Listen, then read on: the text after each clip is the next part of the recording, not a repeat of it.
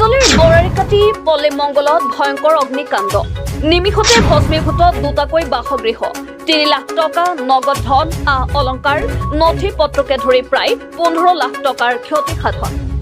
কামৰূপ জিলাৰ সমৰীয়া সমষ্টিৰ কুন্তলী আৰক্ষী চকীৰ অন্তৰ্গত বৰাৰিকাটি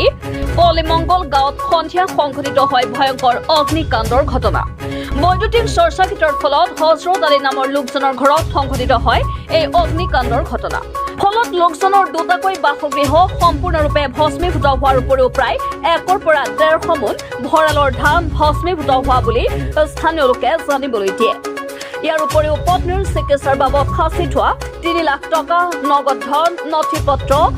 অলংকাৰ লৈ প্ৰায় 15 লাখ টকাৰ ক্ষতি সাধন হোৱা বুলি স্থানীয় ৰাইজে জানিবলৈ দিয়ে ঘটনাৰ খবৰ পাই কুন্তলী আৰক্ষী চকীৰ আৰক্ষী ঘটনাস্থলীত গৈ উপস্থিত হৈ পৰিস্থিতিৰ বুজ লয় আজি মানে আবেলি সময়ত লাইনৰ শৰ্ট সাৰ্কিটৰ ফলত হৰজত আলী পিতা শব্দেৰ আলী তেখেতৰ ঘৰত মানে জুই লাগে জুই লগাৰ ফলত তেখেতৰ মানে তেখেত এজন কৃষক মানুহ ইভেন কি মেডিকেল পাৰপাছত তেখেতৰ গণিকৰ কাৰণে যিখিনি টকা পইচা আছিল ইয়াতেই আছিল এটা ডাঙৰ অপাৰেশ্যন কৰিব লাগে সেই পাৰপাছত তেওঁ মেডিকেলৰ পৰীক্ষা নিৰীক্ষাৰ কাৰণে গৈছে ইতিমধ্যে ঘৰত মানে জুই লাগি ঘৰৰ যিখিনি সা সামগ্ৰী আছিল ইভেন কি মিনিমাম 1.5 মন ধান আছিল সেইখিনিও ধ্বংস হৈ গৈছে টকা মিনিমাম 3 লাখ টকা শেষ হৈ গৈছে আৰু যিখিনি স্কুল ডকুমেণ্ট আছিল সম্পূৰ্ণ দুটা ঘৰ ভস্মীভূত কৰি ধ্বংস হৈ গৈছে তেখেতৰ যিখিনি মানে সম্পত্তি আছিল মিনিমাম ধৰকচোন 15 পৰা 20 লাখ টকা তেখেতৰ মানে ধ্বংস হৈ গ'ল আজি জুই জ্বলাৰ ফলত গতিকে মানে তেখেতৰ যিখিনি মানে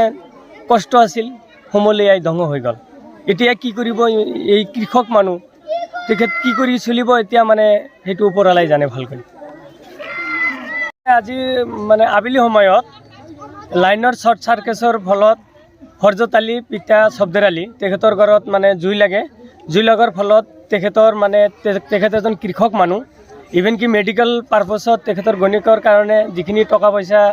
আছিল ইয়াতেই আছিল এটা ডাঙৰ অপাৰেশ্যন কৰিব লাগে সেই পাৰপাছত তেওঁ মেডিকেলৰ পৰীক্ষা নিৰীক্ষাৰ কাৰণে গৈছে ইতিমধ্যে ঘৰত মানে জুই লাগি ঘৰৰ যিখিনি সা সামগ্ৰী আছিল ইভেন কি মিনিমাম 1.5 মন ধান আছিল সেইখিনিও ধ্বংস হৈ গৈছে টকা মিনিমাম 3 লাখ টকা শেষ হৈ গৈছে আৰু যিখিনি স্কুল ডকুমেণ্ট আছিল সম্পূৰ্ণ দুটা ঘৰ ভস্মীভূত কৰি ধ্বংস হৈ গৈছে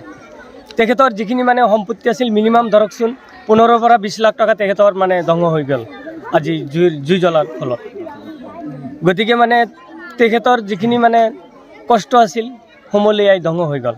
এতিয়া কি কৰিব এই কৃষক মানুহ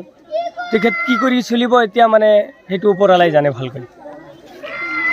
কুন্তলীৰ পৰা আবুল হাছামৰ ৰিপৰ্ট আসাম লোকেল নিউজ।